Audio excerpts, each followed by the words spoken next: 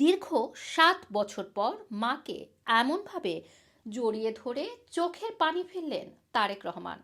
আর মা খালেদা জিয়া ছেলেকে জড়িয়ে ধরলেন পরম আদরে। শাশুড়িকে কাছে পেয়ে মনের অনেক কথা বললেন তারেক পত্নী জুবাইদা রহমান। লন্ডনের স্থানীয় সময় সকাল ৯টা বেজে ১৫ মিনিটে হিথ্রো এয়ারপোর্টে নামে সেই কাঙ্ক্ষিত বিমানটি। স্থানীয় সময় সকাল ৯টা ৩৫ মিনিটে দীর্ঘ ৭ বছর পর অবশেষে দেখা মেলে মা ছেলের। ভিড়ের মধ্যেই হঠাৎই মাকে জড়িয়ে ধরেন তারেক রহমান। বেগম জিয়া প্রথমে বুঝে উঠতে পারেনি। কাঁধে মুখ ডোবানো তারেক রহমানের মাথায় হাত বুলিয়ে বুঝে নেন এ যে ৭ রাজার ধন, বুকের মানিকের স্পর্শ। দেশনেত্রী পরিচয় কিছু সময়ের জন্য পেছনে ফেলে বেগম জিয়া হয়ে ওঠেন মমতাময়ী মা। ছেলেকে জড়িয়ে ধরার আনন্দে বাচ্চাদের মতো খিলখিল করে হেসে ওঠেন। এমন প্রাণখোলা হাসি বেগম জিয়া কবে হেসেছেন সেটি খুঁজতে খাটতে হবে হাজার ঘন্টার ভিডিও ফুটেজ। এ সময় ভিআইপি লাউঞ্জে উপস্থিত বিএনপি নেতা কামাল উদ্দিন বলতে শুরু করেন, এই মিলন কত আকাঙ্ক্ষার সেটি না দেখলে বোঝা যাবে না। এই মিলনের উষ্ণতা এতই তীব্র যে মাইনাস তাপমাত্রার তুষারবৃত লন্ডন যেন উষ্ণ হয়ে উঠল।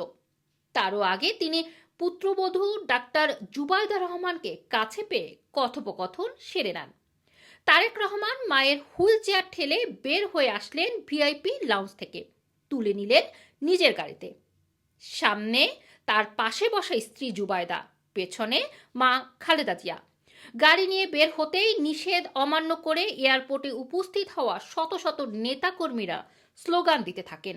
এরা সেই সব নেতাকর্মী যারা বেগম জিয়ার মুক্তির দাবিতে, বিদেশে চিকিৎসার দাবিতে হাজার হাজার মাইল দূরের এই দেশে আন্দোলন সংগ্রাম করেছেন। আগের দিন নেতা কর্মীদের এয়ারপোর্টে ভিড় না জমানোর কঠোর নির্দেশনা দেয় তারেক রহমান। তারপরও নেতা কর্মীরা রাত জেগে অপেক্ষা করেন, ছুটে যান এয়ারপোর্টে। গাড়ি থামাতে বাধ্য হন তারেক রহমান যখন মাকে নিয়ে যান। তখন স্লোগানে স্লোগানে মুখর হয়ে ওঠে পশ্চিম লন্ডনের আকাশ। বেগম জিয়া আপ্লুত হয়ে হাত নাড়েন, কর্মীদের তবুও মন ভরে না। লন্ডন সময় বেলা ১১টা ৩০ মিনিটে লন্ডন ক্লিনিকে পৌঁছে যায় তারেক রহমান। বেগম জিয়াকে তিনি পেছনের দরজা দিয়ে হাসপাতালে প্রবেশ করান। সেখানেও কত যে নেতাকর্মী ছিল। প্রায় ঘণ্টাখানেক পর হাসপাতালের বাইরে অপেক্ষায় থাকা বেগম জিয়ার গাড়ি বহর থেকে নামানো হয় লাগেজ, ওষুধের কার্টুন। সাথে নেমে আসেন বাংলাদেশ থেকে আসা আরেক পুত্রবধূ শর্মিলা আহমেদও। ডাক্তাররা জানিয়েছেন প্রাথমিক চেক আপের পর হাসপাতালেই ভর্তি করা হয়েছে বেগম জিয়াকে। আপাতত যাওয়া হচ্ছে না ছেলে তারেক রহমানের বাসায়।